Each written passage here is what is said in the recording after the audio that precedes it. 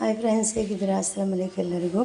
ಇವತ್ತು ನಾನು ಮಾಡ್ತಾಯಿದ್ದೀನಿ ಒಂದು ರೆಸಿಪಿ ರಾಗಿ ದೋಸೆ. ನೋಡಿ, ಒಂದು ಅರ್ಧ ಲೋಟಷ್ಟು ರಾಗಿ, ಒಂದು ಲೋಟಷ್ಟು ಒಂದು ಪಾವು ಇದು ರೇಷನ್ ಅಕ್ಕಿ, ಒಂದು 50 ಗ್ರಾಮಷ್ಟು ಉದ್ದಿನ ಬೇಳೆಯನ್ನು ಹಾಕ್ತಾಯಿದ್ದೀನಿ. ಮೊದಲಿಗೆ ರೈಸನ್ನು ಹಾಕ್ತಾಯಿದ್ದೀನಿ, ರಾಗಿಯನ್ನು ಕೂಡ ಆ್ಯಡ್ ಮಾಡ್ತಾಯಿದ್ದೀನಿ, ಆ್ಯಡ್ ಮಾಡ್ತಾಯಿದ್ದೀನಿ. ಇನ್ನು ಬೆಳಗ್ಗೆ ಒಂದು 6 ಗಂಟೆ ನೆನೆ ಹಾಕಿಬಿಟ್ಟು, ಒಂದು 6 ಗಂಟೆ ನೆನೆ ಹಾಕಬೇಕು. ಚೆನ್ನಾಗಿ ಮಿಕ್ಸ್ ಮಾಡಿ ಚೆನ್ನಾಗಿ ತೊಳೆದು ಬಿಟ್ಟು ನೆನೆ ಹಾಕಬೇಕು. ಇನ್ನು ನಾಳೆ ಬೆಳಿಗ್ಗೆ ಆದರೆ ರಾತ್ರಿ ರುಬ್ಬಿಡಬೇಕು. ಸಾಯಂಕಾಲ ಮಾಡೋದಾದರೆ ಬೆಳಗ್ಗೆ ರುಬ್ಬಿರಬೇಕು. ಇನ್ನು ನಾನು ಬೆಳಿಗ್ಗೆ ರುಬ್ತಾಯಿದ್ದೀನಿ. ಸಾಯಂಕಾಲ ದೋಸೆಗೆ ಇನ್ನು ನೀರು ಹಾಕಿ ಚೆನ್ನಾಗಿ ತೊಳೆದು ಬಿಟ್ಟು ನೆನೆ ಹಾಕು. ಒಂದು 6 ಗಂಟೆ 7 ಗಂಟೆ ಇಡೀ ರಾತ್ರಿ ಇಡೀ ನೆನೆ ಹಾಕಿದ್ದೆ. ಇದು ನಾನು ರುಬ್ತಾಯಿದ್ದೀನಿ. ರಾಗಿ ಮತ್ತು ರೈಸು, ಆಮೇಲೆ ಉದ್ದಿನ ಬೇಳೆ ಮಿಕ್ಸರ್ಗೆ ಇದನ್ನು ಮಿಕ್ಸರ್ಗೆ ಹಾಕಿದ್ದೀನಿ. ಇನ್ನು ಇದನ್ನು ನೈಸಾಗಿ ರುಬ್ಕೊಂಡು ಬರುವ. ನೋಡಿ, ರುಬ್ಬಿ ಆಯಿತು. 2 ಬ್ಯಾಚ್ ಮಾಡಿ ನಾನು ರುಬ್ಬಿದ್ದೀನಿ.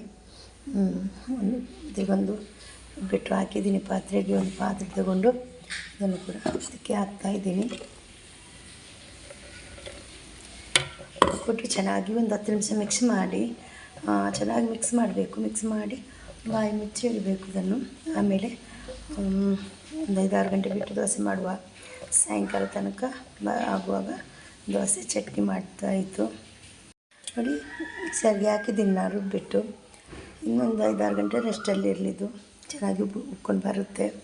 ಇನ್ನು ಸಾಯಂಕಾಲ ಆಗುವಾಗ ದೋಸೆ ಮಾಡುವ.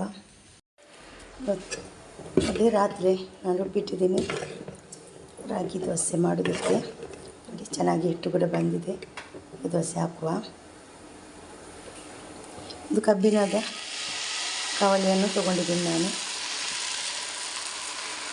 ಹೆಲ್ದಿಯಾದ ರಾಗಿ ದೋಸೆ ತುಂಬ ಟೇಸ್ಟ್ ಆಗುತ್ತೆ, ಚೆನ್ನಾಗಿರುತ್ತೆ ಟೇಸ್ಟ್ ಕೂಡ. ಇದು ಮುಚ್ಚಿಟ್ಟು ಬೇಯಿಸುವುದನ್ನು. ಫ್ರೈ ಆಯಿತು ಒಂದು ದೋಸೆ.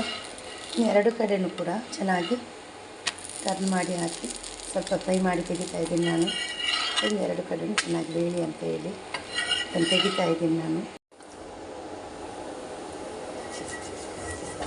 ಮತ್ತೊಂದು ದೋಸೆಯನ್ನು ಹಾಕ್ತಾಯಿದ್ದೀನಿ ನಾನು.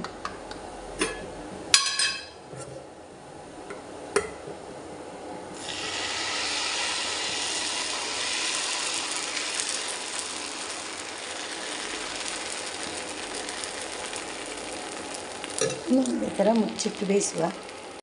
ಇದು ಕೂಡ ಬೆಂದಿದೆ. ಸ್ವಲ್ಪ ಟರ್ನ್ ಮಾಡಿ ಹಾಕಿ ಫ್ರೈ ಮಾಡಿ ತೆಗೆಯುವ ಇದನ್ನು ಕೂಡ. ರಾಗಿ ದೋಸೆ ರೆಡಿ ಆಯಿತು. ಎಲ್ಲವನ್ನು